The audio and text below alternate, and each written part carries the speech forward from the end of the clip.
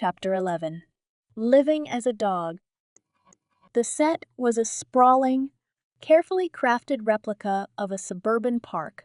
Trees, trees, grass, grass, and even a small pond had been meticulously arranged to create the illusion of a real outdoor space, though they were all contained within the walls of a massive soundstage. Emily stood at the edge of the set, her body low to the ground, her paws planted firmly in the soft, artificial turf. She could feel the pads of her feet sink slightly into the surface, her claws digging into the earth beneath her. It was her first day on set, the day she had been working toward for nearly a year, the day filming would begin. She had imagined this moment so many times before her transformation. She had pictured herself standing proudly among the crew, her human body strong and confident, ready to take on the role of a lifetime. But now, as she stood on all fours, her tail twitching slightly behind her, the reality was something quite different. She was no longer Emily the actress. She was Emily the dog. From the corner of her eye, she saw the crew bustling about, setting up cameras and adjusting the lighting. They moved with the kind of quiet efficiency that came from years of experience, their voices low and professional. Occasionally, someone would glance in her direction, their expressions a mix of fascination and awe.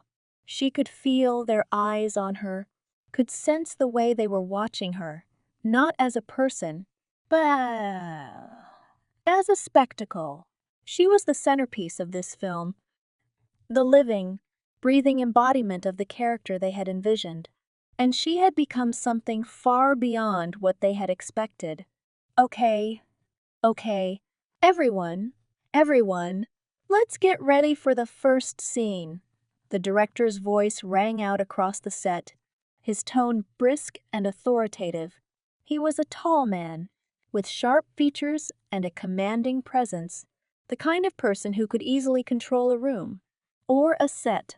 Emily's ears twitched involuntarily at the sound of his voice, her heightened senses picking up on the subtle shift in tone that signaled the start of something important. She felt her body tense slightly, her muscles coiling in anticipation. This was it. This was what she had been preparing for. But as the crew moved into position, she couldn't shake the growing sense of unease that had been building inside her for days. The transformation was complete. Yes. Her body was now fully canine, her movements fluid and natural. But her mind, her human mind, was still struggling to catch up. She had spent weeks trying to adjust, trying to find some kind of balance between the instincts of her new body and the thoughts of her human consciousness. Every day had been a battle, a constant push and pull between her human self and the animal she had become. But now, standing on the set, surrounded by people who saw her as nothing more than a dog, she felt that balance slipping away. Emily, the director called out, his voice softer now as he approached her. Are you ready? She looked up at him, her bright amber eyes meeting his. She wanted to say something, to assure him that she was ready, that she could handle this. But the words wouldn't come. The shape of her jaw, the structure of her vocal cords, it had all changed. Her ability to speak was gone, replaced by the low, rumbling growl of a dog. Instead, she nodded, or at least, she tried to. The movement of her head felt strange, awkward, as though it didn't quite belong to her anymore. Her ears twitched again, a reflex she couldn't control, and she felt a flicker of embarrassment. The director smiled, undeterred by her silence. Good. Let's get started. The first scene was simple. Emily, as the dog, would interact with a group of other dogs in the park, playing and running around while the cameras captured their movements. It was meant to be a light, carefree moment in the film, a way to introduce the audience to her character and set the tone for the story. But for Emily, it was anything but simple.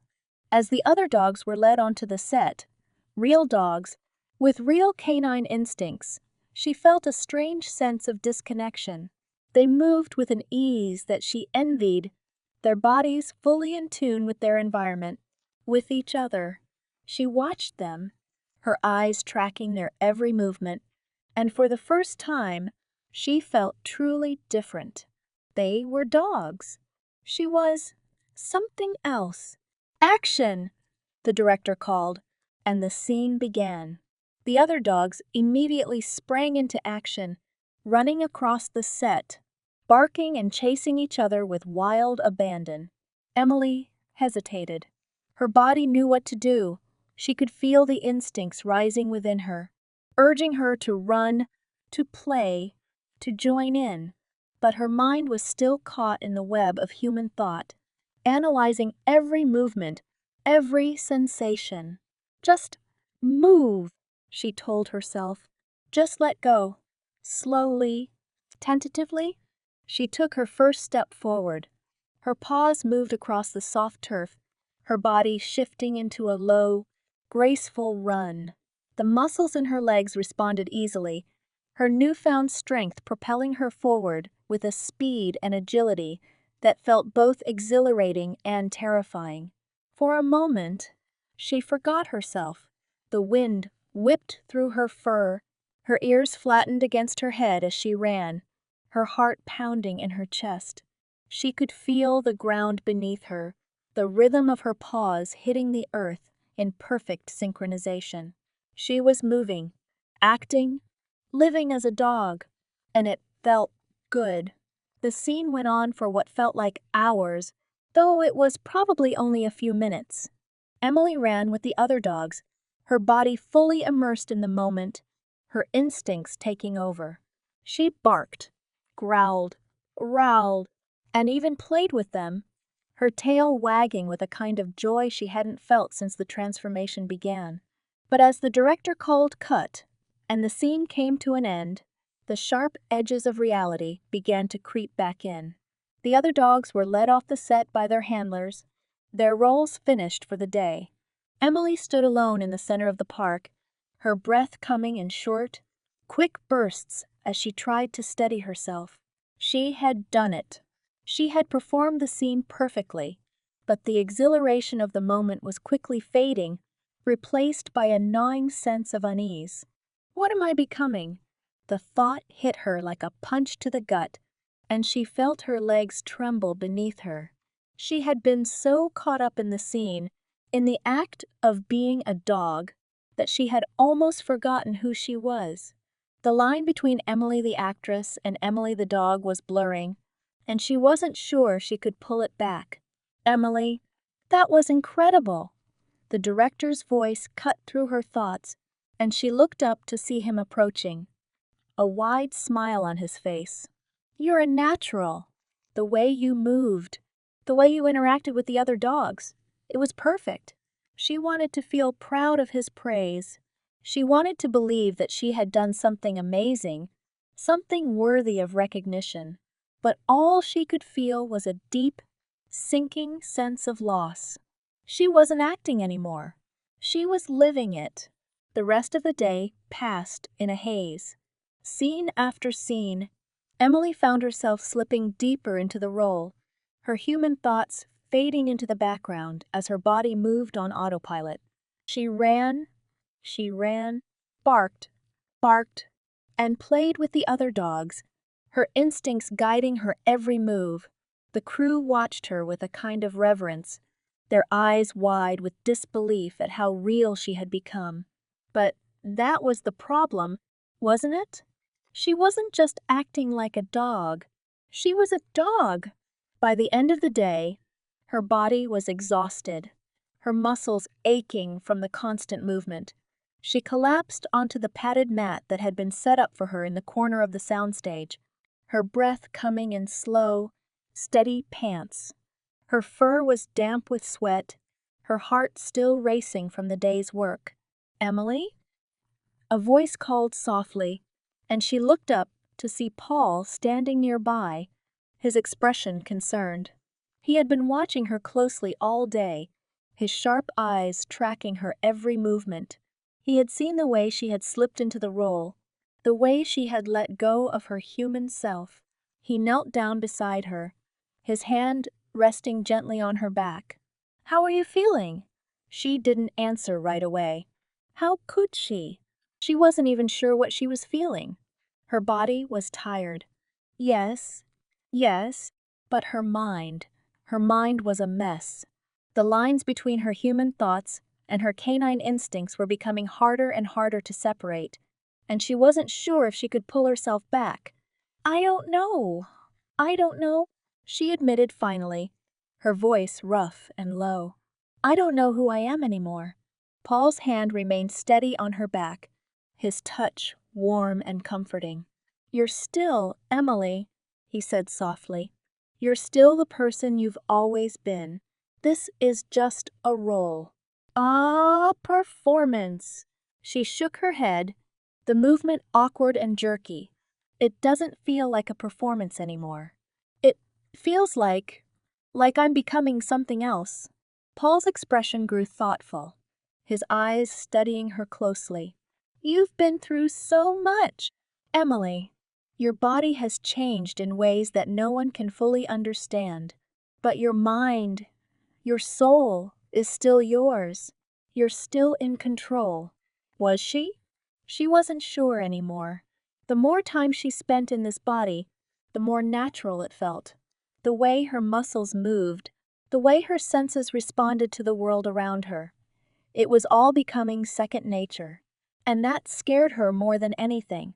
I don't want to lose myself, she whispered, her voice trembling with fear. Paul's hand moved to her head, gently stroking the soft fur behind her ears. You won't, he said firmly. You're stronger than this. You've already proven that. She wanted to believe him. She wanted to believe that she could hold on to the person she had been, that she could find a way to balance the human and the animal inside her. But as the days passed, that balance was becoming harder and harder to maintain. The next few weeks of filming were a blur. Emily spent most of her time on set, moving through scene after scene with a kind of fluid, unconscious grace. The lines between performance and reality continued to blur, her body responding more and more to the instincts that were now hardwired into her. She interacted with the other dogs on set as though they were her pack, her movements synchronized with theirs, her senses attuned to their presence. She found herself relying less on her human thoughts and more on the primal urges that guided her every action. And yet, through it all, a small part of her human consciousness remained, watching from the sidelines, struggling to hold on. One afternoon, after filming a particularly intense scene, Emily sat alone in her trailer, her body limp with exhaustion. The trailer was quiet, the sounds of the crew outside muffled by the thick walls. She stared at her reflection in the mirror, her amber eyes wide and alert, her ears twitching at every distant sound. She barely recognized herself anymore. The face that stared back at her was that of a dog, a beautiful, graceful collie with soft golden fur and sharp, intelligent eyes. But behind those eyes, she could still see a flicker of something human, something that hadn't been entirely lost. Who am I? The question echoed in her mind, unanswered. She was Emily. She was a dog. She was both. And yet, she was neither. As filming continued, Emily found herself growing more comfortable in her new body. The instincts that had once terrified her now felt like second nature, guiding her through every scene with a kind of effortless grace. She moved with the other dogs as though she belonged with them, her body perfectly in tune with theirs. But even as she embraced this new reality, a part of her still clung to the person she had been. The human thoughts, the memories, the emotions, they were still there, buried deep beneath the surface. And every now and then, They would rise up, reminding her of what she had lost. She had chosen this path, had willingly undergone the transformation. But she hadn't truly understood what it would mean. She hadn't understood how deeply it would change her. Now, as she stood on the set, surrounded by people who saw her as nothing more than a dog, she realized that her decision had consequences far beyond what she had anticipated. She was living as a dog, but the question remained, how much of Emily was left? The final scene of the day was a quiet one. Emily's character was meant to sit by a pond, watching the sunset as the other dogs played in the distance. It was a reflective moment, a pause in the action, a chance for the audience to connect with her character on a deeper level. As the cameras rolled, Emily sat by the edge of the pond, her body still and calm. The cool breeze ruffled her fur, and she could smell the faint scent of water and grass in the air. It was peaceful, almost serene. But inside, her mind was anything but calm. She could feel the weight of the transformation pressing down on her, the constant struggle between her human thoughts and her canine instincts.